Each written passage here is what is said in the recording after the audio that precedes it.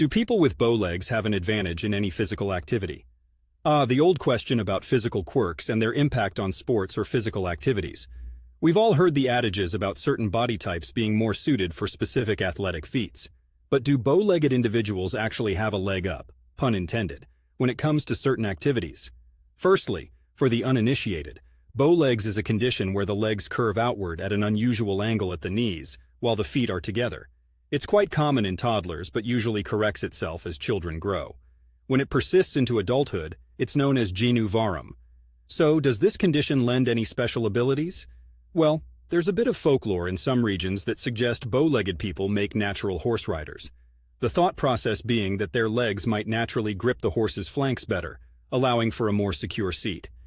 As a kid growing up in Portland, I heard this several times, especially when we'd make trips out to the more rural areas of Oregon, where horse riding is still pretty big. But the science behind that? Pretty scant. On the more evidence-based side, there is some conversation about bow-legged soccer players having a slight advantage when striking the ball, potentially giving their shots a natural curve.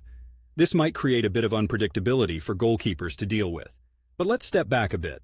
Bow legs can sometimes lead to problems with alignment and can put extra stress on the knees and hips. It can even contribute to the development of osteoarthritis. So, if you've got bow legs and you're looking to milk some advantage out of it, you probably also want to keep an eye on joint health. Moreover, it's important to remember that advantages in sports are rarely down to a single physical trait.